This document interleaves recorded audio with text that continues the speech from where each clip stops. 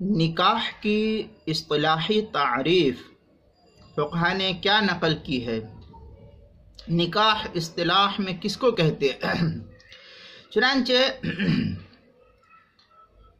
عبارات فقہا کو دیکھنے سے معلوم ہوتا ہے کہ نکاح یہ ایک ایسا عقد ہے جس سے نامحرم مرد ہو چاہے عورت ہو، نامحرم عورت سے جسمانی نفع اٹھانے کی اجازت حاصل ہو جاتی ہے شریعت کی اصطلاح میں۔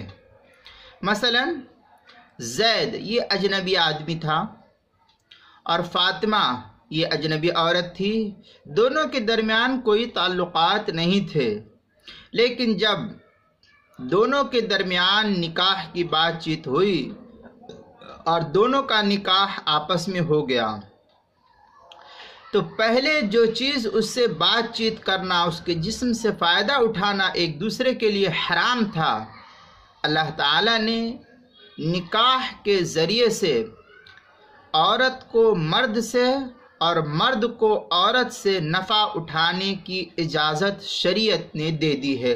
اسی کو شریعت کی اصطلاح میں کہتے ہیں کہ نکاح ایک ایسا عقد ہے جس سے نامحرم مرد اور عورت ایک دوسرے سے جسمانی نفع اٹھاتے ہیں اور اس کو شریعت اجازت دیتی ہے۔ چنانچہ در مختار میں یہ عبارت نقل کی ہے، هو عقد يفيد ملك المتعة ای حل استمتاع الرجل من امرأة لم يمنع من نکاحها مانع شرعی۔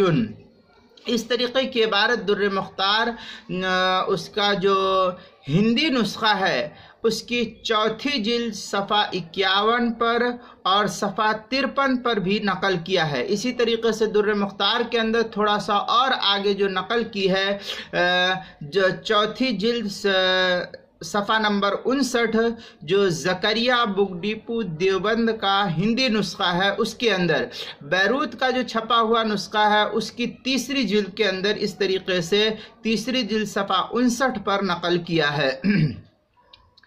مجمع الانہر کی پہلی جلد صفحہ 467 فتاوی تاتار خانیہ جو جدید نسخہ ہے ہندی، اس کی چوتھی جلد صفحہ 3 مسئلہ نمبر 5361 پر نقل کیا ہے۔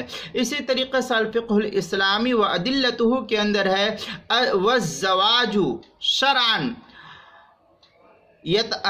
عقد یتضمن اباحۃ الاستمتاع بالمرأة بالوطی والمباشرتی وغیرہ ذالک وغیرہ جو ہے عبارت نقل کی گئی ہے۔ الفقہ الاسلام و ادلتہ کی 7ویں جلد صفحہ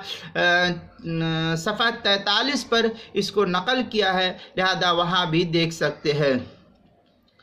اردو کتاب المسائل کی چوتھی جلد صفحہ 85 پر بھی اس کو نقل کیا ہے، وہاں بھی اس مسئلے کو دیکھ سکتے ہیں۔